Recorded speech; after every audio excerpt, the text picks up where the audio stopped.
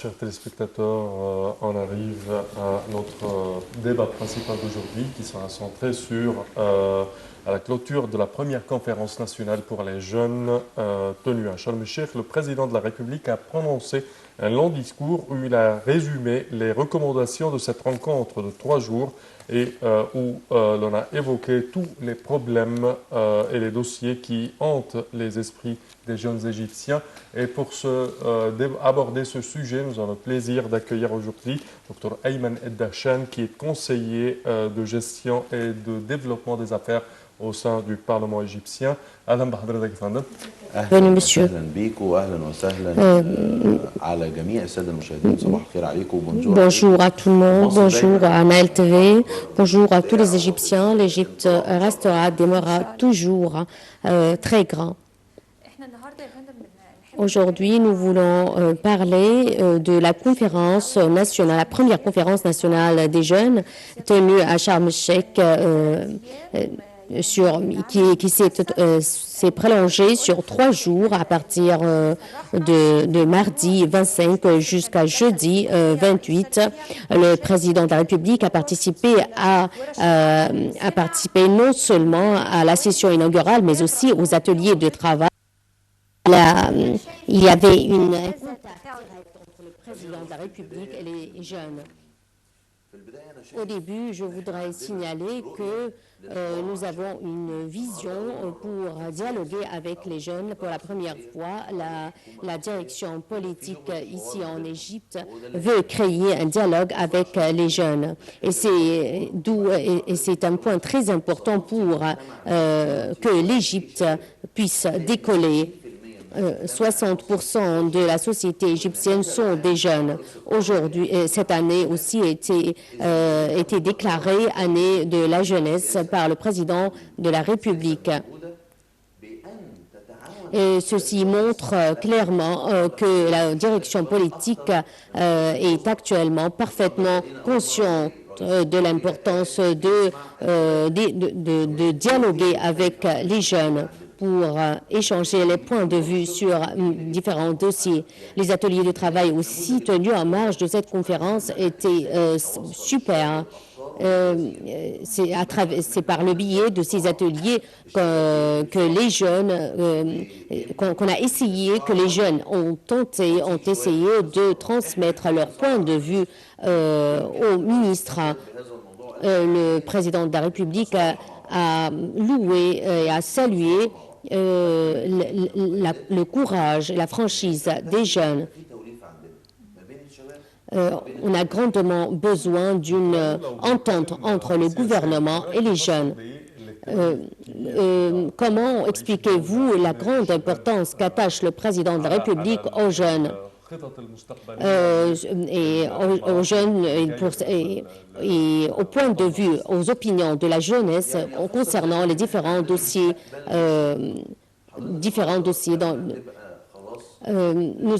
l'avenir, nous avons au seuil d'un avenir resplendissant. Le président de la République, en s'adressant aux jeunes, il a promis qu'une conférence annuelle sera tenue annuellement pour une conférence des jeunes pour discuter des différents dossiers qui hantent les esprits des jeunes. Il y a un point très important aussi à signaler, c'est comment on va élaborer un ordre du jour, un programme, un ordre pour poursuivre les résultats et les résultats de cette conférence.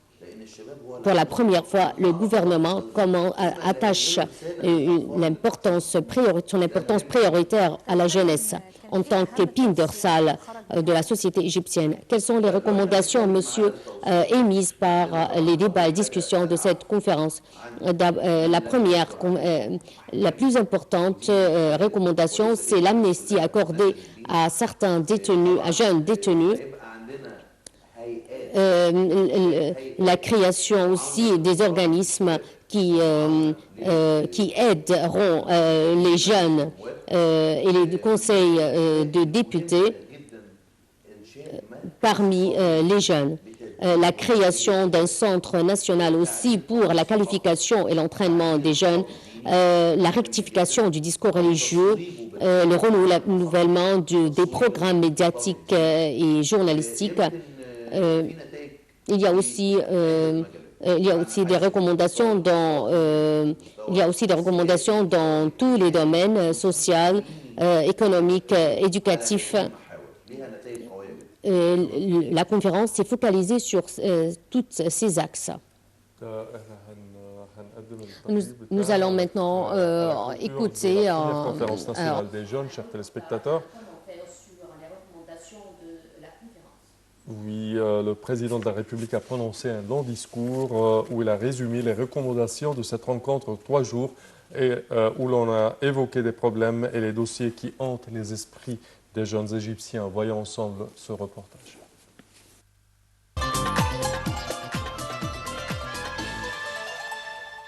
La station balnéaire de Sharm el-Sheikh sur la mer Rouge a accueilli mardi 25 octobre la première conférence nationale des jeunes. À la clôture de cette conférence de 3 jours, organisée sous les auspices du président de la République, plusieurs recommandations ont été adoptées. Dans son discours de clôture, le chef de l'État a mis la lumière sur les recommandations émises au terme des discussions et débats. La formation des comités nationaux formés de jeunes sous la supervision directe de la présidence qui prendra en charge l'analyse globale et la révision des positions des jeunes détenus qui sont dans l'attente de leur procès et qui ne sont pas encore été condamnés. Et cela en coordination avec tous les services concernés de l'État. Ce comité doit soumettre dans 15 jours au plus tard un rapport exhaustif selon lequel on pourrait prendre les mesures nécessaires conformément à chaque cas et ce à la lumière des prérogatives constitutionnelles et légales dont dispose le président de la République. Le chef de l'État, en coordination avec le Conseil des ministres et quelques figures des jeunes, doivent élaborer un concept politique pour l'installation d'un centre national pour la formation et la qualification des jeunes cadres politiques, sociaux, sécuritaires et économiques, conformément à des systèmes et des programmes fixes, appuyant l'identité égyptienne et visant à former des jeunes dirigeants qui prendront la relève dans tous les domaines. L'organisation d'une réunion plénière mensuelle sous le parrainage de la présidence et en coordination avec tous les services de l'État à laquelle participent des représentants des jeunes de toutes les catégories et tendances et au cours de laquelle on passera en revue au fur et à mesure les procédures prises pour la mise en application des recommandations de la première conférence nationale des jeunes jusqu'à la tenue de la deuxième conférence en novembre 2017. Le gouvernement, en coordination avec les services concernés de l'État, procéderont à l'étude des propositions et des projets d'amendement de la loi de manifestation soumises par les jeunes lors de cette conférence pour les insérer dans les projets des lois qui seront présentés au Conseil des députés pour les débattre. Le gouvernement doit organiser d'ici un mois un dialogue social exhaustif pour l'évolution et la réforme du système éducatif auquel participeront des spécialistes et des experts pour élaborer une feuille de travail nationale pour la réforme de l'éducation via des processus non traditionnels et conformément aux défis, aux conditions et aux capacités économiques de l'État. Cette feuille de travail avec des recommandations à l'appui sera discutée lors de la réunion mensuelle des jeunes prévue en décembre prochain. Les jeunes appartenant aux différents partis politiques doivent élaborer des programmes en état de contribuer efficacement à la sensibilisation sur l'importance du travail bénévole, à condition que la lutte contre l'analphabétisme dans tous les gouvernorats de la République soit le dossier prioritaire.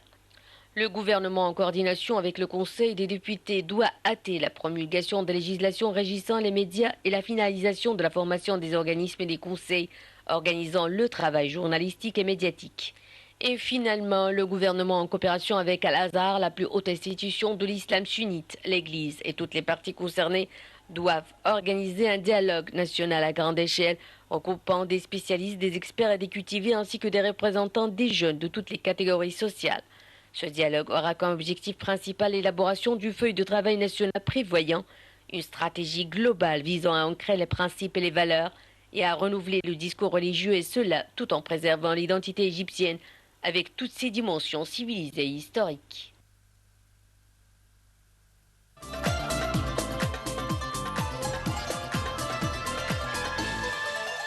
Alors, retour encore une fois à notre sujet et notre invité, Dr Ayman Bachir. Docteur Ayman, nous venons d'écouter ensemble les recommandations émises par la première conférence nationale des jeunes, mais nous voulons savoir en détail les principaux axes sur lesquels on a fait la lumière au cours de cette conférence. Il y avait 23 sessions tenues lors de cette conférence. Au cours desquels on a abordé plusieurs sujets, mais il y avait 5 axes principaux sur lesquels on a fait la lumière au cours de ces sessions: l'axe social, économique, éducatif, culturel. En ce qui concerne l'axe économique, on s'est concentré sur l'établissement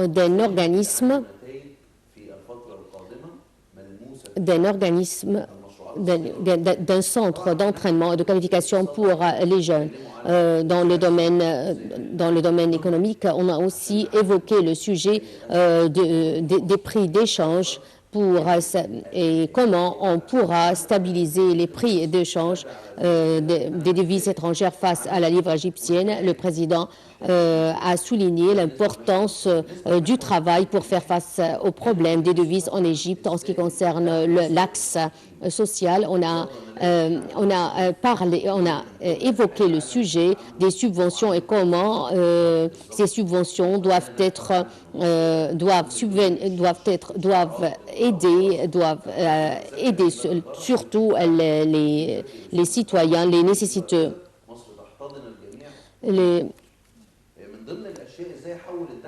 Et comment on peut transformer la subvention matérielle en subvention financière.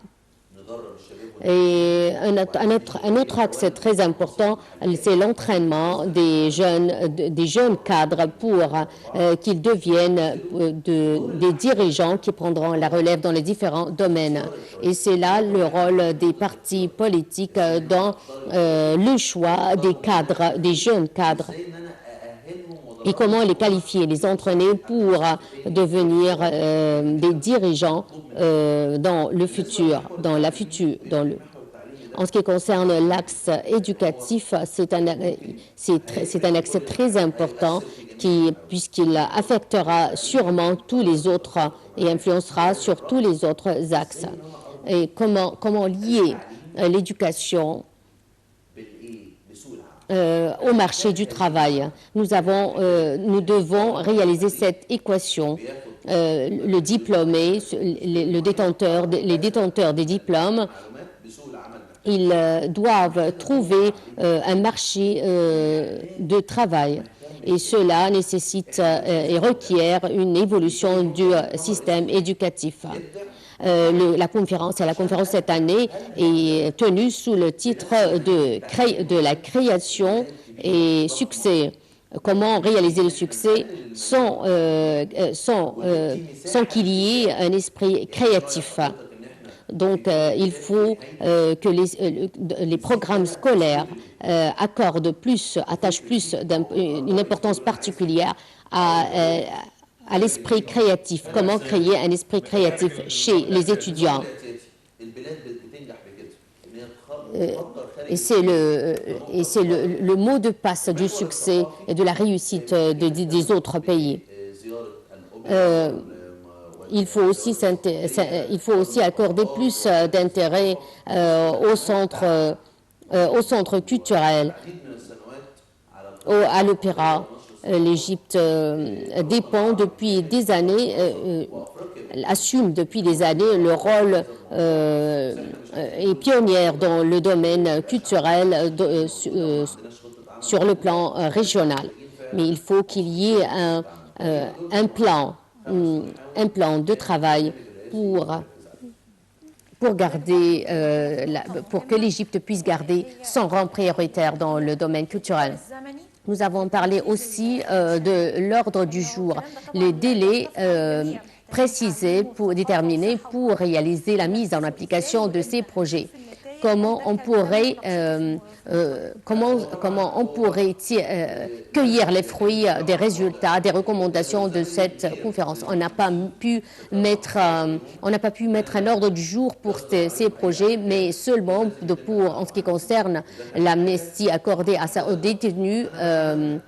Aux détenus qui ne sont pas encore condamnés, on a précisé un délai de 15 jours pour prononcer des jugements concernant ces détenus. Mais en ce qui concerne les autres recommandations, on n'a pas pu mettre un ordre du jour pour la mise à exécution de ces recommandations. Mais il s'avère important de déterminer un ordre du jour pour qu'il n'y ait plus un fossé entre les idées et les recommandations du président et le gouvernement et le pouvoir exécutif. Il y avait un colloque très important tenu en marge de cette conférence concernant le rôle des médias et le rôle des médias actuellement.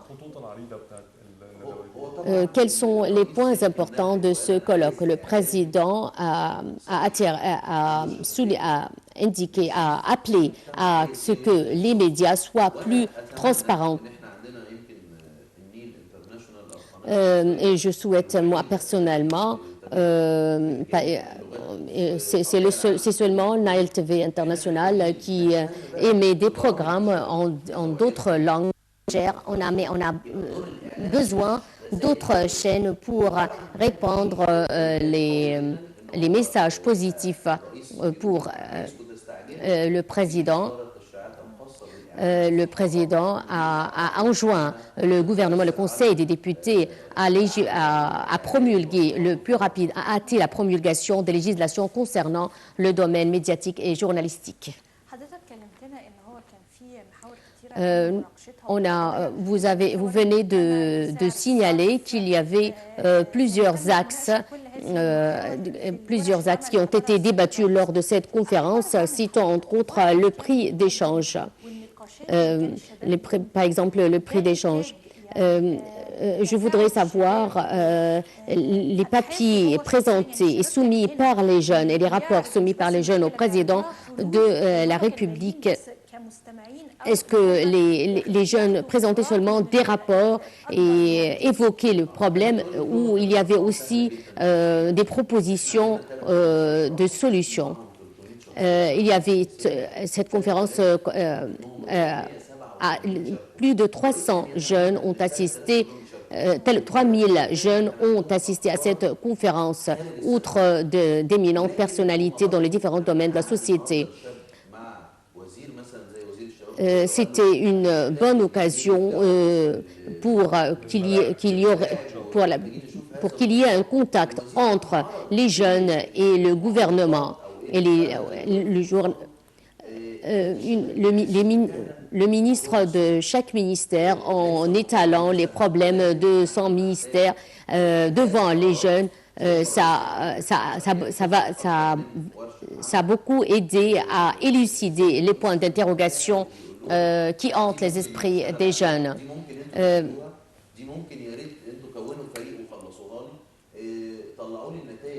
Le ministre, aussi les ateliers de travail étaient très importants, tenus en marge de cette conférence, étaient très importants. Par le biais de ces ateliers.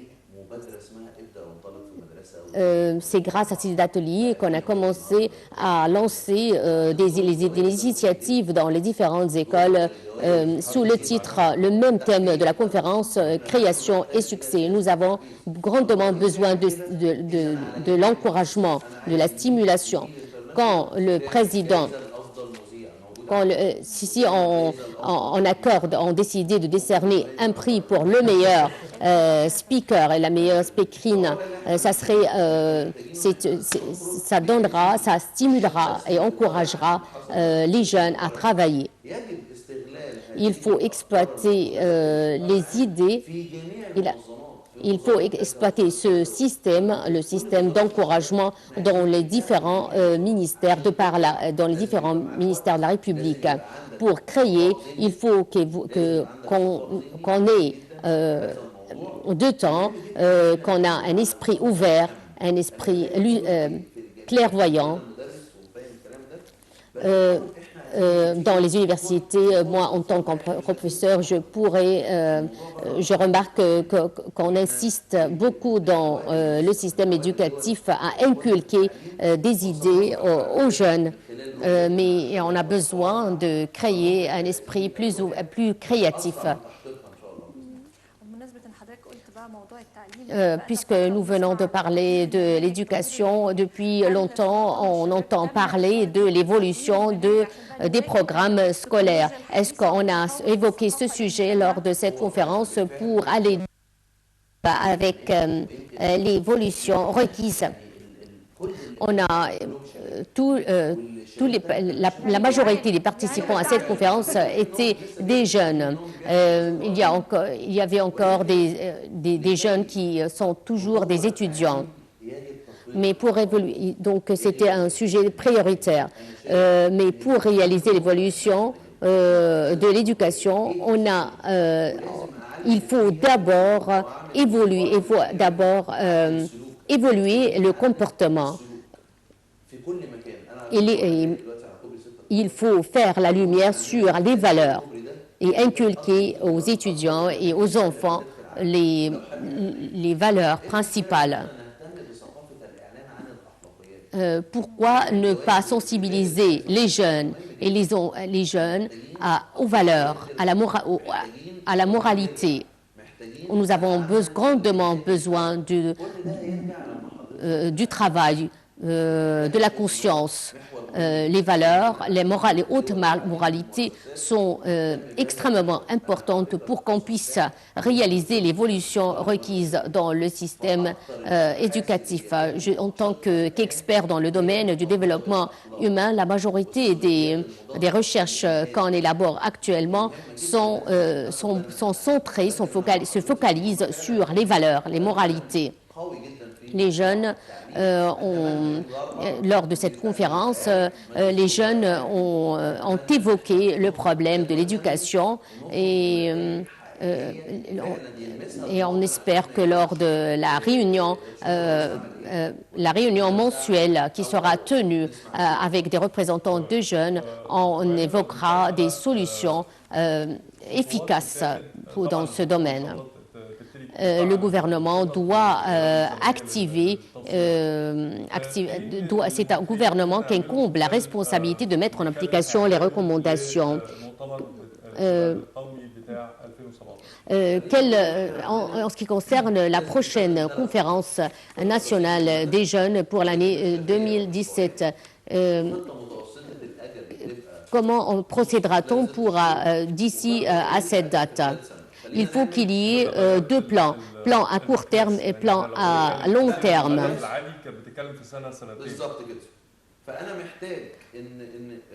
Nous avons grandement besoin, actuellement nous avons besoin de travailler à la base de trois plans. On essaiera d'abord de changer, de transformer l'idéologie déjà existante par le biais de trois plans. Un plan à long terme, parce que cette conférence sera tenue annuellement. Il sera tenu chaque année au mois de novembre. Donc on a besoin d'un ordre du jour, on a besoin d'une rencontre mensuelle pour savoir, pour passer en revue les procédures prises en ce qui concerne les différentes recommandations émises par la conférence. Il y a un objectif, il faut qu'il y ait un objectif commun qui sera visé pour que tout le monde cherche à réaliser. L'année prochaine, je propose que l'année prochaine, le thème de la conférence, de la prochaine conférence nationale des jeunes sera tenu sous le thème de la moralité et que l'année 2017 soit l'année de la moralité. Si on appliquera ce plan sur quelques familles égyptiennes, si on prendra par exemple un échantillon, quelques enfants, on essaye de leur inculquer les valeurs, les principes et les moralités, il y aura, remarquera sûrement un changement tangible. Il faut qu'il y ait une stratégie, une vision bien déterminée, conformément à un ordre du jour, à un délai bien précis. Nous souhaitons que tout l'enthousiasme qu'on a remarqué lors de cette conférence débouchera sur la mise en application, la mise à exécution des recommandations émises par la conférence. L'opinion publique, la rue ici, l'opinion publique en Égypte est avide de réaliser ces recommandations pour atteindre les objectifs requis. Le gouvernement est responsable de la surveillance, de l'exécution et de la surveillance. Il faut qu'il y ait la coordination entre les différents ministères soit encore plus grande. Il faut accorder plus d'importance à la technologie. Nous sommes à l'époque, à l'ère de la mondialisation. Il faut qu'on attache plus d'importance, qu'on prête une attention particulière à la technologie, vu son importance dans le monde entier, dans tous les domaines. Nous devons se précipiter et se hâter pour se tailler une place sur le plan mondial. Je suis très satisfait, très content de la participation du président de la République au marathon des jeunes. Et nous espérons que le tourisme puisse reprendre son élan. Merci d'être venu sur notre plateau et merci pour vos propositions. Merci. Alors, chers téléspectateurs, c'est ainsi qu'on termine cette édition de notre programme Bonjour l'Égypte. Merci pour toute l'équipe d'aujourd'hui, notre traductrice Dalia Karam et également, je remercie mon collègue Sameh, merci, notre invité, merci bien. Et de la part de toute l'équipe pour aujourd'hui, passez d'excellents moments sur Nile TV International. Au revoir.